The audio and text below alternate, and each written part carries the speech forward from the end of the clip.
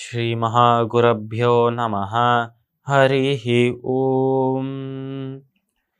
சதாசிவசமாரம்பாம் சங்கராச்சார்ய மத்யமாம் அஸ்மதாச்சார்ய பர்யந்தாம் வந்தே குரு பரம்பராம். GeM டிவியின் அன்பர்களுக்கு எனது வணக்கங்கள். இன்றைய நாள் அனைவருக்கும் இனிய நாளாக அமைய எல்லாம் வல்ல இறைவனை வேண்டி இன்றைய மதமும் நம் மதமே நிகழ்ச்சிக்கு செல்வோம். இன்னைக்கு நம்ம ஸ்ரீ ஞாச தசகத்திலேருந்து ஒரு ஸ்லோகத்தை விளக்கத்துடன் பார்த்துட்டு நேற்றைய தினத்து நீதி கதையின் தொடர்ச்சியை காண்போம். அகிருத்யானாம் ச கரணம் கிருத்யானாம் வர்ஜனம் ச மே க்ஷமஸ்வ நிகிலம் தேவ பிரணதார்த்தி ஹர பிரபோ.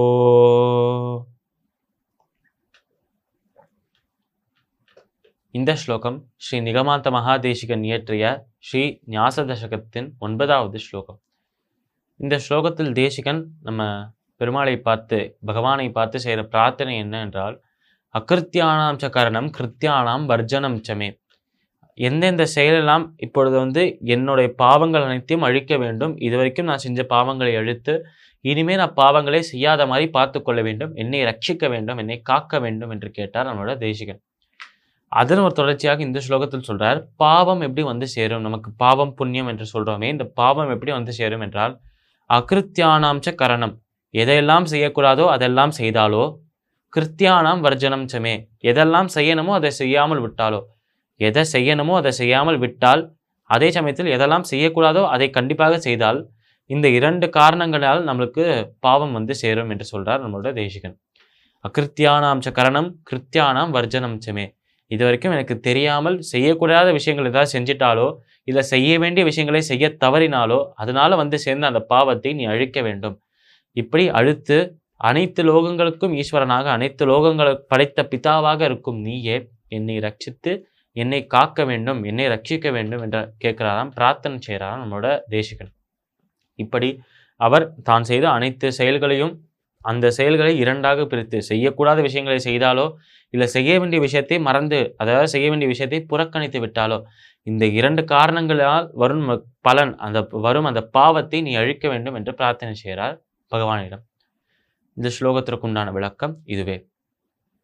இப்போ நம்ம நேற்றைய தினத்து நீதி கதையின் தொடர்ச்சியை காண்போம். இந்த கதை தொடங்கியதிலிருந்து இந்த மகாராஜாவாக இருக்கும் இந்த நபர், அதாவது சத்தியவர்தன் என்கிற அரசர், இவர் தன் ராஜ்யத்தை விட்டு ஒரு குலத்திற்கு செல்லலாம் என்று போகும்போது போற வழியில அந்த ராஜ்யத்தின் அந்த கதவுகள், அந்த மாளிகையின் அந்த கதவுகளில் நிற்கிறார்.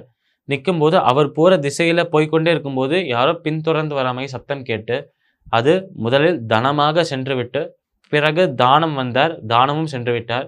அப்புறம் சதாச்சாரம் வந்தார், அவரும் சென்று விட்டார். 4வதாக புகழ், அந்த கீர்த்தி வந்தார், அவரும் சென்று விட்டார்.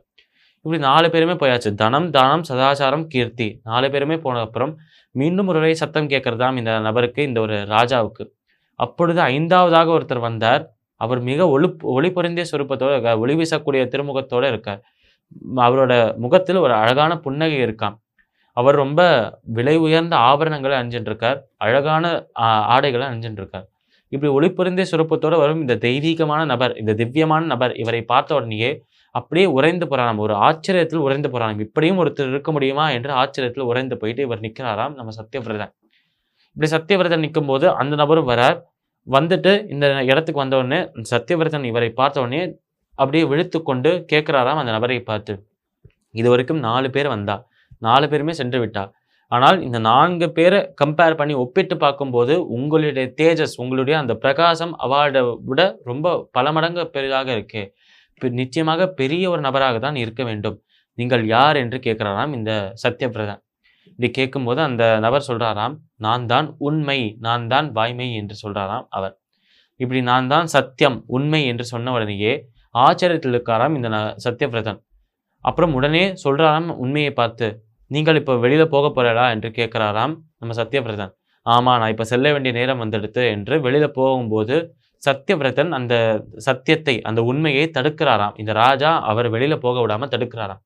இப்படி கையை வச்சு தடுத்த உடனே அந்த உண்மை கேட்கறதாம் நம்ம சத்தியவிரதனை பார்த்து, ஏன் என்னை தடுக்கிறாய், நான் ஏன் வெளில போகக்கூடாது என்று கேட்கும்போது சத்யவிரதன் அதுக்கு ஒரு பதில் சொன்னானாம். இந்த சத்யவிரதன் சொன்ன அந்த பதில் என்ன, இதற்கப்புறம் கதை எப்படி முடிகிறது, இந்த நீதி கதையின் நீதி என்ன, நாளை தினம் பார்க்கலாம். மீண்டும் நாளை சந்திப்போம். நன்றி, வணக்கம்.